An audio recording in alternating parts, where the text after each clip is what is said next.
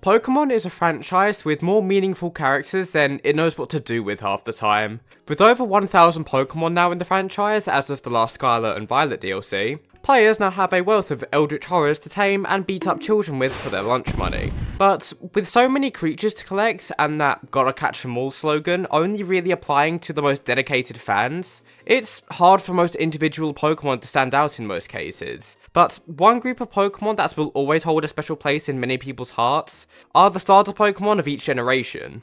Their designs, for the most part at least, have stood the test of time and become some of the most beloved and consistently liked Pokemon in the series. But for the first 5 generations, these designs lived in the realm of pixel art, at least for the games. So that raises the question, which of these starters were dealt the best hand in terms of their pixel art, and which ones got utterly shafted sprite-wise?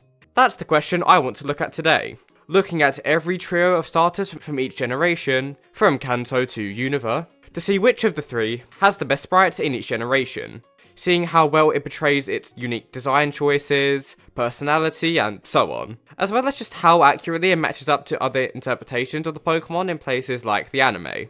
I'm not going to count the shiny forms of these Pokemon into the sprites themselves because they rarely ever change the overall feel of the sprites, and it feels unfair to the general designs of each Pokemon as they can be either heavily bolstered or completely ruined by their shiny forms, so it seems wrong to count them when we're looking at the actual pixel art. With that said though, let's start looking at these trios of fire, water and grass creatures to see which of them have the best pixels put into them. Starting with the iconic red and blue, we've got the most iconic trio of this whole video to look at, with the first ever sprites of Bulbasaur, Charmander and Squirtle. These 3 probably have the most combined personality of any of these starters, due to their constant showings in places like the anime, with Squirtle usually being portrayed as this cool, delinquent kind of creature, especially when it's part of the beloved Squirtle squad. Charmander going from a shy and abandonment-fearing child to an arrogant and confident Charizard later on, and Bulbasaur overall being the most put-together starter of the 3, at least in the trio that Ash uses, which I think are the best examples to use. So, that begs the question, how do the first, and second I guess considering the Japanese and Western sprites are different, sprites of these stack up to each other? Well, let's start with the Bulbasaur line. And there seems to be a divide between the Japanese and Western sprites here, with the Japanese Bulbasaur sprite having this grounded and simple pose, while the Western sprite has this jumping pose that has a lot more energy, with the former being more true to its composed nature in the anime, while the latter is the more fun sprite to look at overall. This feeling seems to be flipped for the rest of the line however, with the Japanese sprites for Ivysaur and Venusaur looking far more mischievous with their more animalistic pose, while the Western sprites are both calmer and more composed overall, with Ivysaur having this casual and relaxed standing position, which looks slightly uncanny but I digress, and Venusaur standing more straight, and its flower being more rounded and less all over the place. All of these sprites, with maybe the exception of this Ivysaur sprite, make the line look very wide and bulky compared to the others, which both fits the more tanky role that they have compared to the offensive Charizard and Blastoise, and it fits the personality of the grass type being slower yet more composed and calmer, making these sprites portray both the playstyle and personality of the Pokemon very well. Moving on to the iconic fire lizard Charmander, and the evolved forms are once again running on a slightly different design mindset to the base form, with Charmander itself focusing more on looking childlike and cute, while Charmeleon and Charizard are focused around looking as badass and intimidating as possible. The Japanese Charmander is completely cutesy and innocent looking, especially with that massive shiny eye it's got, and the Western is kind of a middle point between the serious and confident, retaining the shiny and baby looking eyes but having a more determined expression to balance that out. The quality of the sprites between the 2 evolutions differ greatly between the Japanese and Western versions too, with the Japanese versions looking kind of messy to me with how sharp the outlines are, and in Charizard's case, the weird way they tucked in its wings, which is one of Charizard's main design features. But the other versions are really good, with Charmeleon having this slashing-like pose with that smug face which perfectly fits the middle evolution, and Charizard having its wings far more present which looks so much better, amplified by the darker shades used that make it that bit more intimidating, as it should. And then we've got the childish mischief of Squirtle, and its sprites portray this childish energy pretty well to me. The Japanese sprite's having this pose that looks like a toddler begging to be picked up, and an extremely uncanny face. Blue, I think you're trying to fight me with a plush. And the Western sprite's having this delightful smile across its face, and this almost dance-like pose that just oozes wonder and brightness. Wartortle has the same teenage-like swagger that Charmeleon did, but both the Japanese and Western sprites feel like it's charging up for an attack, rather than the pose it strikes after attacking like Charmeleon has, which is a nice way to differentiate it mood-wise. Then Blastoise stumbles into the room with two very different sprites, with the Japanese depicting it as this smug juggernaut that knows it can bowl you over with its artillery and brute strength, and the other looking like your average Walmart scooter user, squaring up to you for taking the last pack of cheese balls on the shelf, and it's ready to fight for them. If you couldn't tell, I vastly prefer the Japanese version in this case. Yeah, the Western version does get across just how tanky the guy is, but I feel like they over-exaggerated just a little bit, and it makes this fight a bit ridiculous to me. So, out of these three Pokemon, which do I think is superior? Well, none of them, that's still 4 generations away. Anyways, I feel like the Bulbasaur line is the most consistently solid of the three, with no real dead weight unlike the Japanese Charizard and the Western Blastoise. And it portrays the tankiness of the Pokemon itself pretty well, while the individual brilliance of this Charizard sprite is doing a lot for that line's case. The Squirtle line is also pretty good across the board, don't get me wrong, but this fat-ass Blastoise just doesn't do it for me, and it looks a bit like a joke. And its previous forms aren't really doing much heavy lifting either, so it's not gonna win. So, between these two, I'm gonna say that the Bulbasaur line just edges over the Charmander line. While, yes, the Charizard is my favourite individual sprite, its Japanese counterpart just isn't as great, and the previous evolutions, while having a lot of merit on their own, don't portray as much personality as the Bulbasaur and Ivysaur do. So the Grass Camp gets a point here. Moving on to Gold, Silver and Crystal now, and we've got even more versions of these sprites to look at, as not only do Gold and Silver both have unique sprites for these starters, but Crystal was the first Pokemon game to introduce animated sprites for these guys, with all of them having little animations whenever you send them out, giving the artist a greater opportunity to show off the personality of each of these. So, how have they used this new bit of potential? Well, starting with the Chikorita line, Bayleaf has the same sprite for Gold and Silver, which is this very upbeat and happy facial expression and pose, almost like it's jumping up to greet a trainer with a massive dino hug, which is very cute. But the Gold versions of Chikorita and Meganium both have this expression using the 3-shaped mouth that is always associated with this cheeky, playful kind of cuteness. That feels right at home for it. The whole line is by far the most passive and calm of the three, which naturally comes in being the grass starter, and the very bright colours of the design lend themselves nicely to a very happy and playful personality, so its portrayal in these sprites is completely fitting. Adding to this line has always had this feeling of being a healer or a supportive kind of Pokemon that takes care of those around it, and these sprites do give off this welcoming and inviting feeling, which is where the Silver sprites differentiate themselves from the Gold ones, having these more energetic and lively smiles instead of this cheeky closed mouth expression, giving off two different sides of the line that both fit really well for me. The Crystal animations, however, are kind of weird. Bayleaf's is completely fitting with the jumping pose being brought to life pretty accurately, but the other two just seem kind of strange to me. Meganium's is fine, it's just a little flourish with its long neck, it's just nothing special. But Chikorita taking on this angrier and more determined expression just feels out of place with the rest of the sprites. The animation itself fits great with the cheekiness portrayed with the Gold sprites. It's like flipping its hair, but the angry face it makes while doing this just feels so off. Still a very solid lineup of sprites though. Now onto the Fire Mouse Pokemon that is literally not a mouse, we've got the Cyndaquil line. And the differences between the Gold and Silver sprites aren't too apparent until we get to Typhlosion, but there are two different themes that run in both of these lines.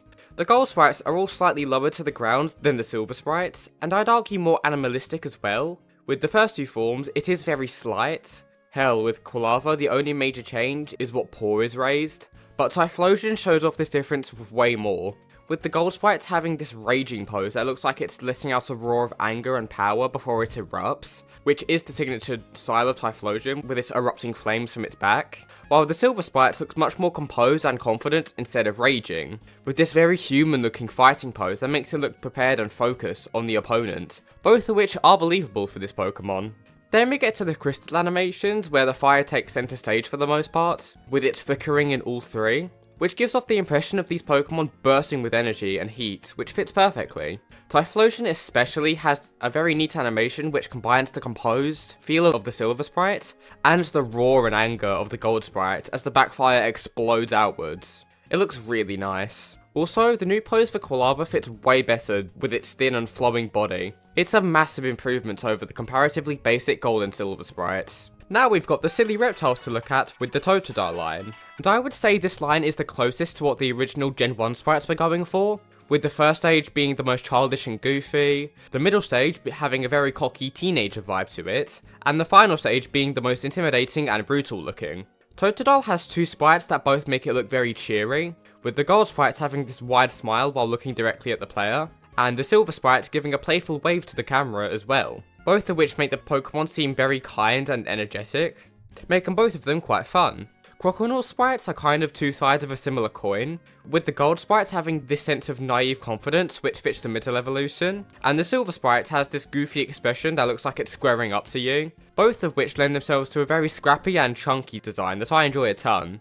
Then those empty threats become a reality with Feraligatr, with a darker blue palette being used with a more serious and hulking set of sprites, making it look overall very imposing, with these poses putting the most focus on its massive jaw, making its most intimidating weapon stand out way more. The crystal animations are overall pretty solid, with Totodile having this cute dance or wave kind of thing, which fits its unbridled energy, Croconaw trying to look intimidating by chomping down and flailing its arm like it's having a moment, and Feraligatr succeeding in that by baring its crossing jaw, as well as using its arms to further show its brute strength characteristics. On to the final judgment now of Generation 2. And we have a lot to compile here, considering most of these Pokemon had 3 sprites to look at. So which line is the best? Well, out of the gate, I'm gonna say that the Cyndaquil line just doesn't have enough unique personality to win. Yes, the fire animations are cool for how basic the animations were in Gen 2, and Typhlosion sprites are all great, but the rest of the line just doesn't have anything that stands out too much. So, between these two, we have the more colourful palette and calming feel of the Chikorita line, and the strong personality and great animations of the Totodile line. So between the two, I'm going to go with the Totodile line, just for how well the personality of each stage is defined and built upon by the crystal animations, creating a very satisfying through line as it evolves that really gives a sense of progression more than the grass line does to me. Charging forward into the 16-bit era of Pokemon, and a whole new generation of consoles, we have Generation 3 of Ruby, Sapphire, and Emerald, and thank God! All 3 versions of these games have the same base sprite instead of having multiple different versions for no reason. No differences based on the country it released in, and the animated versions present in Emerald are nowhere near as relevant as they were in the previous generation, as every Pokemon only has one different frame for their default pose, so it's not going to be as important of a factor, although I'll still obviously take it into account. But that's too much preamble already. Let's look at these guys already. Starting off with the sleek and swift sprites of the Trico line, and the general theme of this line is being very thin and speedy, using the arm blades to cut down the enemy in a very nice way, and I say the line does this fairly effectively sprite-wise. Trico doesn't have a huge amount of this, with this arm out pose not really showing off any personality in particular, but Grovile's sprite looks great, probably the best in the evolution line surprisingly. This jumping pose is so energetic and makes the perspective of the sprite very unique, almost like the Pokemon is flying through the air, which is added onto by the animation of the legs kicking. And the multiple greens complement the red belly so well, it looks amazing. Sceptile's sprite is also pretty good, although much less interesting, but this more upright stance pairs well with the larger and bulkier build of the final evolution, going from a thin, lightning-fast slasher to a much more sturdy warrior that can still cleave you with its leaf blades. Overall, a decent set of sprites that's oddly peaked in the middle stage, which barely ever happens, but nothing too stand out either, except for Grovyle obviously. Now onto the walking bucket of KFC, and the harbinger for the firefighting starter craze, we've got the Torchic line. And immediately we see that the animations are the most unique of any of these three, with all three stages having this pecking animation to differing levels of exaggeration, with Torchic having a very cute subtle peck, Blaziken having this hilarious headbang animation, and Combusken just going full tilt and throwing its head forward. These animations are pretty goofy and conflict with the serious fighter parts of the design, but in my opinion, they fit in so well with the fire chicken parts that I can forgive it. They're so unique and fun, and balance out the serious fighting poses of the latter two evolutions as well. The sprites themselves are pretty solid too. Torchic is obviously very basic, but cute nonetheless. Combusken having two very distinct poses that are both super exaggerated and have a ton of energy to them. And Blaziken holds this very powerful and determined facial expression and pose that makes it feel like the powerhouse it is. But it could have had more emphasis on the legs, as its signature move is Blaze Kick. Something like the Mega Blaziken pose or this kind of stuff in other official arts would have been perfect. So, I heard you like Mudkips. Ancient and unfunny memes aside, the Mudkip line is by far the most bulky of these three. What with the amphibian design inspirations and the ground typing. So how did the sprites show this? Well, Mudkip itself is just meant to look cute and friendly, which the jumping animation does quite well. And the grey colour of the back fin gives it a sense of transparency, which is a very interesting choice that makes the sprite unique from the rest of the line, as its evolutions both have fully coloured fins, making Mudkip look less developed, which fits in with being the first stage. It makes the progression that much more apparent. Marshtomp has the least to say about it, honestly. The different shades of blue it has compared to the rest of the line make it a bit more distinct, but past that, the design and sprites are both just fine. Swampert, however, makes things way more interesting. The many fins and spikes protruding out of it, and the larger tail fin, make the design and sprite way more imposing and larger looking. And the low to the ground pose and spread also make Swampert look quite muscly, making it unique from the other two members of this trio in an interesting way, focusing on more brute strength than speed or finesse. Now it's time for the judgment of the Gen 3 starters. And this is probably the hardest set of starters I've had to rank thus far, as there are no true standout incredible set of sprites here. But there are also no objective stinkers or disappointments in this batch either. They all have their merits and lower points. The Mudkip line probably has the least distinctive sprites out of the three. Nothing really jumped out at me, like the crazy and fitting animations of the Torchic line, and the sleek and strong posing of the Trico line. So I don't think Mudkip is winning this, so how about our two remaining contestants? Well, between the two, I'd say that Grovyle is the only truly exceptional part of the Trico line, with that super energetic jumping pose and animation, with the other two just being quite solid. But the consistent pecking animations of the Torchic line are just so fun, and contrast the more serious and robust fighting stances of Combusken and Blaziken in a way that balances the sprites quite well. So I'm going to just about pick the Torchic line in this instance, mainly due to the fun animation work running through the entire line, instead of just one Pokemon out of the three having anything exceptional. This means that all three starter types have a point on the board now. I swear this wasn't intentional, so let's just get on to Gen 4 before I get flooded with comments about how this is rigged.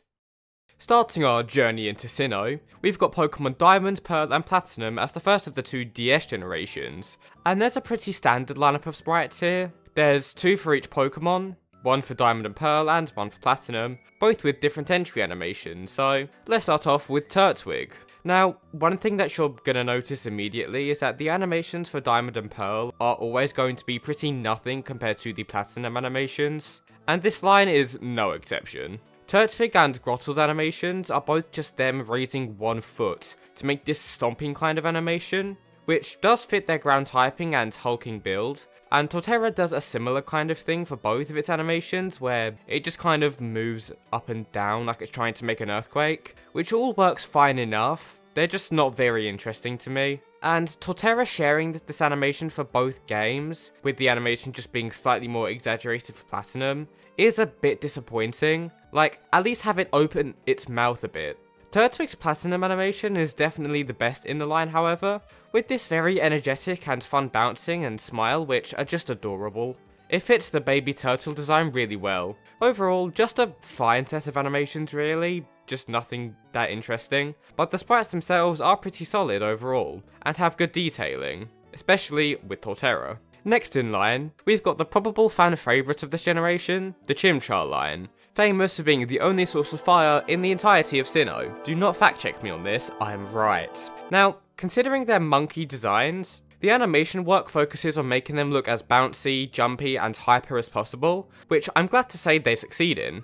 The Diamond and Pearl animations are all pretty reserved in this, but still get the point across, with all three of them having these little jumps that make them look raring for a fight, which is the best personality they could have given them, as a flaming martial art fighting chimp. But the Platinum sprites make these animations way more interesting and monkey-like, with Chimchar launching off the ground and spreading its limbs out way more, which makes the jump look so much better. Monferno having this very funny dance like he's standing on hot coals, which is perfect for the monkey design, and Infernape having this super wide and solid stance, being a great shoving of his fighting side.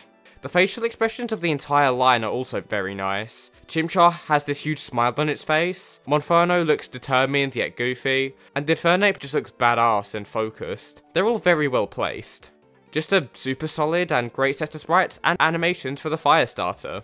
Then, we've got Piplup, and this line probably has the least to say out of all of the Gen 4 starters, but that's not to say it's bad in the slightest. The Diamond and Pearl animations are all very plain though, with Piplup and Empoleon barely moving at all, and Primplup only raising one flipper, flapping it about like it just got stung by a wasp. But the Platinum animations are way more noticeable. Piplup has this cute pecking animation, similar to the Torchic line from the previous gen. Primplup starts flapping both of its arms like it's trying to take flight, looking goofy as ever, and Empoleon has this delightfully smug expression like it's waving away all of its opponents, perfect for the regal emperor that its face crown would have you believe it was. It's easily the best of the three animations, and shows off the personality of the penguin very well. A decent selection of sprites for the flightless bird, with Empoleon being the easy standout. Okay, I'm gonna be completely honest with you. This is probably the easiest of final judgment we've had so far, because the Chimchar line just easily takes over the competition for me. Both the Turtwig and Piplup lines have their strong points of course, with Empoleon's Platinum animation being really well done, and being full of smug personality, and the Turtwig line having generally well made sprites, especially with the ecosystem on Torterra's back, reading very well despite how complex it is. But they just cannot compare with how energetic and fun these primates are sprites-wise. All of the animations are super bouncy and fit the hyperactive fighting monkey feeling of the design. They all fit each part of the evolutionary line very well, from the playfulness of Chimchar to the power and speed of Infernape. It's overall the most consistently great and interesting line of sprites from Gen 4.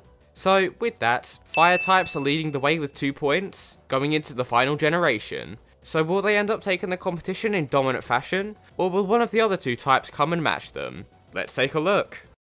And here we are with the final generation with traditional pixel art, and boy are we ending on a high note with Pokemon Black and White, the first and only generation to have fully animated sprites for the starters, introducing a whole new wave to show off the Pokemon that far exceeds any other generation, as the animations aren't only reserved for when the Pokemon squeezes itself out of the ball. The starters for Gen 5 also hold quite a bit of importance to these games as well, arguably even more than usual, as Pokemon Black and White were meant to be a kind of soft reset for the franchise, where you could only use Pokemon from these games. So, do these new starters capture the magic that the original 3 had?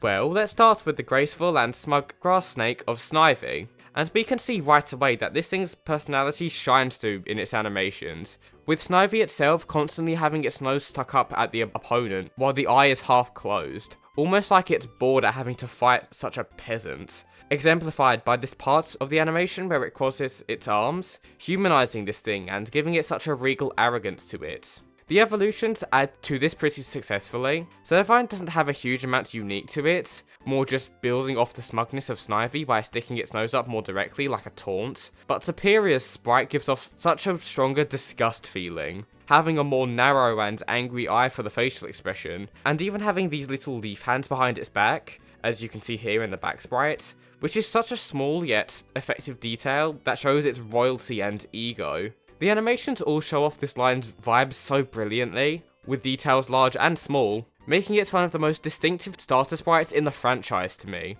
Next up, we have the Tepig line, and these guys get off to quite a slow start in terms of their sprites, as Tepig doesn't have a huge amount to set itself apart in its animations really. Yeah, the little bounces and it scraping its foot on the ground are cute and make it look very active, but they don't do much in portraying it as a unique personality or any different from any other pig in this franchise. But luckily the evolutions do build on this concept of a bulky fire boar way more. Pigonites can be seen holding this very obnoxious flexing pose that fits in with the arrogant, cocky feel that a lot of these middle stage evolutions have. And the sniffing part where the snout blows up in size is very fun, but Embor just takes it to a whole new level. Not only with the punching animations and the overall bulkier build of the sprite, but with the exposed and really well animated fire, both of which make Embor look super intimidating and powerful. While the two firefighting types before it captured the speed and energy that came with fire and martial arts being combined, Embor instead focuses on showing off the brute strength side of it, which I think it does extremely well, ending off this line sprites on a very high note. Then we have the lovable Oshawott as our final starter for this video. And Oshawott's sprite is probably the most baby-like out of these three starters, as it looks quite awkward and kind of scared because of the sad face it has. Like, cheer up buddy, we don't need another Azural situation here. Anyways, Duot is way more energetic and stylish in his animation, even detaching its shell blade and doing a little flourish with them, which makes it look like a slick warrior kind of Pokemon, which I'm a fan of. And Samurott takes this energy and refines it, bowing its head respectfully before he fights. The progression in these animations is, in my opinion, the strongest part of them, and is the clearest out of these three, moving from a shy and kind of pathetic but cute looking otter, to an arrogant brawler that flaunts his swords, to a disciplined samurai character that keeps his blade sheathed until the best moment. It's a very interesting way to structure an evolution line, and these sprites pull it off very well for me. Time for the final judgment of this video, and we have another difficult choice to be made here, as all three of these starters have strong points that are unique to them. Snivy has the best showing of its personality, and the little details like the leaf arms of Superior really make the whole design come together. The Tepig line, or specifically Embor, has the best showing of brute strength of these three, and has the highest cool factor with the fire being so well animated. And the Oshawott line has an amazing feeling of progression that makes raising it so satisfying and involved for players. I'm gonna say that the Tepig line is out for this, just for the fact that the first two stages really don't have much to set themselves apart, while the other two lines have great qualities in all three stages, but it is super tight between the remaining two. I think I am most secure in giving the crown to Snivy here. The sprites are all well detailed and animated in a way that really makes them feel unique and special as Pokemon consistently, and the scale and feeling of Superior just edges out Samurott to me. So the grass starters get their second and final point here, ending the video with 2 points to the fire and grass camps, and water unfortunately trailing behind with just 1. And there we have it. Every single trio of starters that actually have sprites, ranked and given a bit of analysis. And something that I've noticed is, apart from the super old generations where the artists were still going through some growing pains and the tech wasn't very solid, is that there was never truly a bad sprite across any of these, which is wild to me. But I guess it is really just a testament as to how much respect they give to these starters in nearly every generation, and how much work they put into giving them vibrant and lovable personalities and designs that make trainers want to race them from the start of their journey all the way to the end. They're always going to be some of the most beloved and important Pokemon in the franchise, and to any individual player of these games. They'll always hold a special place in all of our hearts, and these sprites have played a huge part in that. With all of that being said, make sure to fire blast that subscribe button, and as always, I'll see you when I see you. Bye!